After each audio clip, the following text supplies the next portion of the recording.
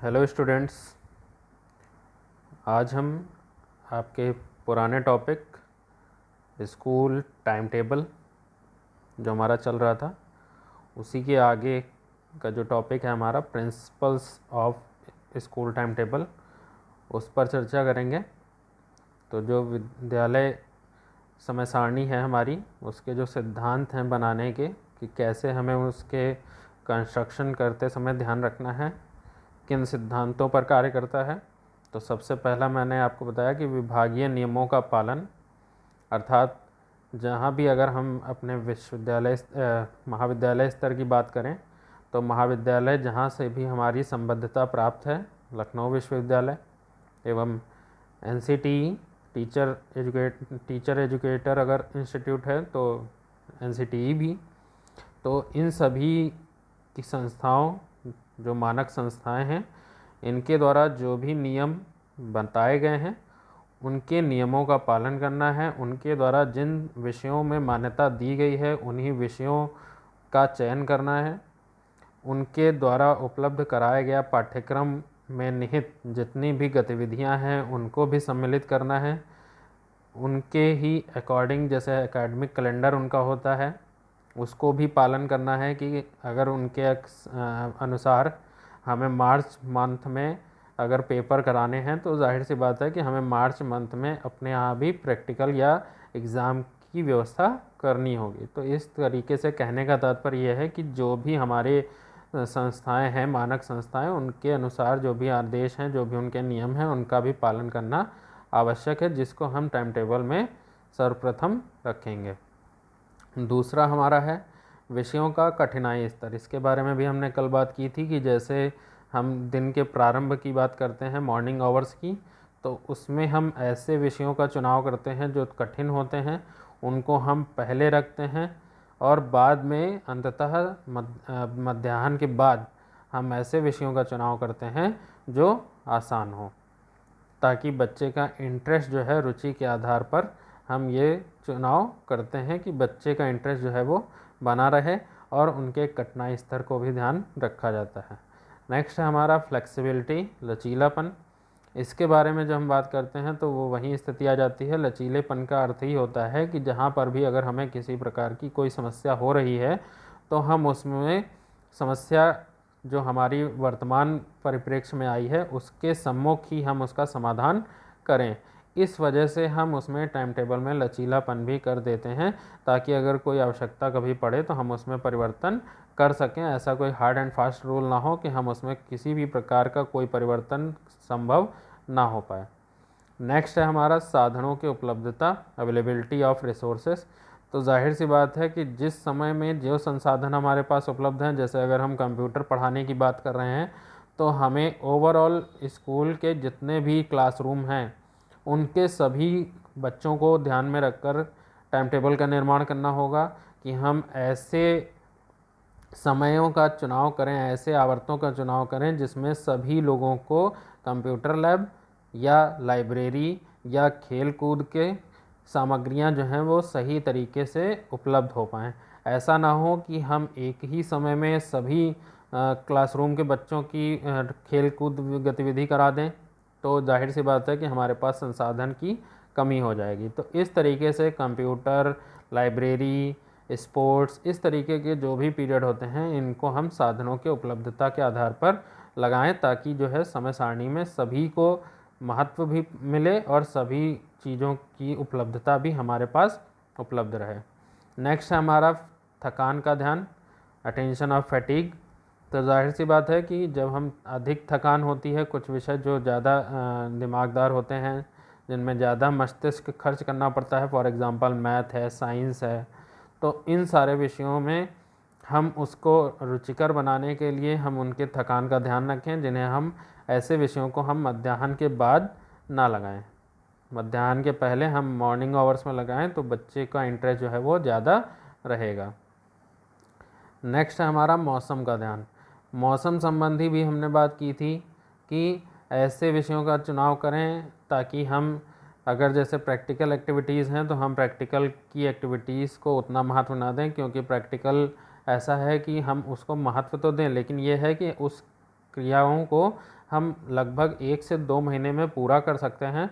और ऐसे महीनों में हम उनको लगाएं, ऐसे गतिविधियों का चुनाव करें जैसे कहीं पर जैसे अक्टूबर का महीना है तो दशहरा दिवाली अगर कभी एक साथ पड़ जाता है तो लगभग 8 से 10 दिन छुट्टी ही रहती है।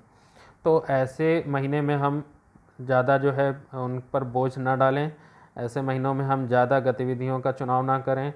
साथ ही साथ खेलने की अगर हम बात करें तो अगर खेल संबंधी कोई गतिविधि हमें कोई प्रतियोगिता करानी है तो उसका चुनाव हम ऐसे मौसम में रखें जो इसमें हितकर हो। अगर गर्मी के मौसमों में रख देंगे तो बच्चों को थकान ज़्यादा हो जाएगी, ठंडक के मौसम में रख देंगे तो भी ज़्यादा। तो ऐसा मौसम हो, अनुकूल हो बच्चों के लिए, ऐसे मौसम में हमें इस तरीके की गतिविधियाँ रखनी चाहिए। नेक्स्ट है हमारा शिक्षकों का हित। शिक्षकों की सुविधाओं का ध्यान रखना चाहिए। इसमें वहीं आ जाता है हमारा वर्क डिस्ट्रीब्यूशन। ऐसे हम समय सारणी का निर्माण करें ताकि सभी, ऐसा ना हो कि किसी टीचर के लगातार 4 पीरियड लगे हों और अंत में वो खाली हो। ऐसा ना हो कि कोई शिक्षक अंत में 4 पीरियड लगे हों, पहले वो खाली हो, बल्कि मिला जुला सामंजस्य के साथ टाइम टेबल का निर्माण किया जाए ताकि शिक्षकों के हित को भी ध्यान में रखा जाए कि 2 पीरियड अगर पढ़ाया है टीचर कंटिन्यू तो उसको 1 पीरियड का रेस्ट दे दिया जाए, फिर 2 पीरियड कंटिन्यू पढ़ाया है तो 1 पीरियड का रेस्ट दे दिया जाए। इस तरीके से अगर हम अंतराल बनाकर पीरियड लगाएंगे शिक्षक के तो इसके लिए शिक्षक का भी फ़ायदा रहेगा और उसको अन्य आवश्यक जो भी तैयारी करने का मौका है वो भी मिल पाएगा। नेक्स्ट है हमारा व्यापकता। कॉम्प्रिहेंसिव होना चाहिए। तो जाहिर सी बात है कि कॉम्प्रिहेंसिव का मतलब ही है कि सिर्फ शिक्षण संबंधी जो विषय हैं उन्हीं का चुनाव, उन्हीं का निर्माण करने में हम उनको महत्व ना दें, बल्कि हम साथ ही साथ जितनी भी को करिकुलर एक्टिविटीज़ हैं, स्पोर्ट्स हैं, लाइब्रेरी है, कैंटीन है, या कोई कभी हम एनुअल फंक्शन या जो भी अगर हम फ्रेशर फेयरवेल जो भी करते हैं उनको भी ध्यान में रखते हुए हम व्यापक स्तर पर अपनी सोच को विकसित करें और उसके अनुसार ही हम समय सारणी का निर्माण करें। नेक्स्ट है हमारा विभिन्नता का सिद्धांत, डाइवर्सिटी, प्रिंसिपल ऑफ डाइवर्सिटी। इसमें जाहिर सी बात है कि समय सारणी में बहुत ही ज़्यादा विविधताएं और विभिन्नताएं होती हैं, क्योंकि प्रत्येक कालांश में विषयों की विविधता हो। ऐसा ना हो कि सारे सब्जेक्ट एक ही समय में सभी जगह साइंस विषय ही चल रहा हो, ऐसा ना हो। ऐसा भी ना हो कि एक ही जगह सब लगातार पढ़ रहे हैं, तो जाहिर सी बात है कि जो शिक्षक है वो कहीं ना कहीं व्यस्ततम दिखाई देगा। तो इस वजह से और उसे समय भी नहीं पर्याप्त मिल पाएगा, जिस वजह से वो अपने आगे के आवर्तों की तैयारी नहीं कर पाएगा। एक ही विषय के प्रयोगात्मक शिक्षण के लिए भी 2 लगातार कालांश हो सकते हैं। तो इस तरीके से हम चाहें तो मिक्सअप करके लगातार ध्यान रख सकते हैं कि अगर हमने धीरे धीरे प्रैक्टिकल का भी वर्क लगा रखा है, थ्योरेटिकल का भी वर्क लगा रखा है, तो इस तरीके से सामंजस्य स्थापित करके हम सारी चीज़ों को स्मूथली रन कर सकते हैं। अब अगर हम बात कर लेते हैं, ये तो हमारे हो गए basic principles of construction of time table. अब बात कर लेते हैं थोड़ी सी good characteristics of time table कि अच्छे समय सारणी की विशेषताएं क्या होती हैं। जब हम समय सारणी को निर्मित कर लेते हैं तो बहुत ही ज़्यादा हमें हितकर लगता है। क्यों? क्योंकि जब हम समय सारणी का निर्माण कर लेते हैं और उसका यूज़ करते हैं तो विद्यालय में होने वाली जितनी भी गतिविधियां हैं, चाहे वो शैक्षिक कार्यक्रम हों, चाहे वो पाठ्य सहगामी क्रियाएँ हों, चाहे मनोरंजन के कार्यक्रम हों या कोई वाद विवाद प्रतियोगिता या इस तरीके के जो भी एक्टिविटीज़, रैली वगैरह जो भी हैं, अगर हम टाइम टेबल में, अच्छे टाइम टेबल में इन सारी चीज़ों को सम्मिलित करके रखेंगे तो जाहिर सी बात है समस्त गतिविधियों को फिक्सेशन, निश्चित स्थान मिल जाएगा। साथ ही साथ सभी गतिविधियों का ऐसा भी है कि समय सारणी में लिखित में हो जाने से कोई भी गतिविधि छूटेगी नहीं। तो ये बहुत बड़ा फ़ायदा होता है कि समय सारणी में अगर हम सारी चीज़ों को लिखित कर दें तो शैक्षिक कार्यक्रमों के साथ साथ हमारे अन्य कार्यक्रम भी सही रूप से संचालित हो सकेंगे। नेक्स्ट है हमारा पॉइंट कि अध्यापक, शिक्षक और साथ ही साथ छात्रों को भी सुविधा होती है। उन्हें पहले से प्री प्लान्ड होता है कि हाँ उन्हें ये विषय पढ़ाना है, से छात्रों को ये होता है कि हाँ उन्हें इस आवर्त में ये विषय पढ़ना है। तो इस तरीके से हमारा माइंड मेकअप हो जाता है पहले से, ताकि हम उसके अनुसार हम कार्य करते हैं। अगर हम कभी अवकाश की भी लेने की स्थिति होती है तो हम फर्स्ट हाफ या सेकेंड हाफ में इस तरीके से मैनेज कर लेते हैं ताकि हमारे जो रुचिकर विषय हैं उनका हम उपभोग कर लें, अन्य विषयों को हम थोड़ा सा प्रेफरेंस ना दें। तो इस तरीके से हमारे लिए भी फ़ायदा होता है और शिक्षक को भी फ़ायदा होता है। नेक्स्ट है कार्य की पुनरावृत्ति और अव्यवस्था नहीं फैलती। ऐसा भी नहीं होता है कि टाइम टेबल नहीं है तो पता चला कि कोई टीचर गया एक ही क्लास में उसने 3 पीरियड पढ़ा दिए, किसी क्लास में उसका पढ़ाने का मन है तो वो गया ही नहीं। तो इस तरीके से ऐसा ना हो कि अव्यवस्था भी ना फैले और समय और शक्ति जो पावर है उसका भी अपव्यय ना हो।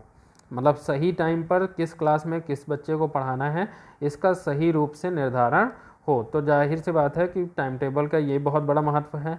साथ ही साथ अनुशासन की भावना का विकास होता है, सभी अपने डिसिप्लिन में रहकर काम करना सीख जाते हैं कि हाँ उन्हें पता है कि 40 मिनट की क्लास में उन्हें इतना इतना ये सारी चीज़ें करनी है। तो वो टीचर भी प्री प्लान होकर चलता है और साथ ही साथ समस्त छात्रों पर भी उसका ध्यान रहता है। साथ ही साथ विषयों की प्रकृति की जब हम बात करते हैं तो विषय की प्रकृति के अनुसार भी हम समय का आवंटन करते हैं कि किस विषय को कितना समय देना चाहिए, किस विषय को कम देना चाहिए, किस विषय को ज़्यादा देना चाहिए, किस टोटल हम उसका एक कैलकुलेशन भी कर लेते हैं कि ओवरऑल पूरे एक साल में या पूरे एक सेमेस्टर में हमने किस गतिविधि को कितना समय दिया, कौन सी गतिविधि हमारी रह गई या किसको हमें ज़्यादा महत्व देना है। कभी प्रैक्टिकल की हमें ध्यान रखना है कि प्रैक्टिकल में अगर ज़्यादा आवश्यकता है बच्चों को किसी तो हम उसके अनुसार समय का आवंटन कर दें।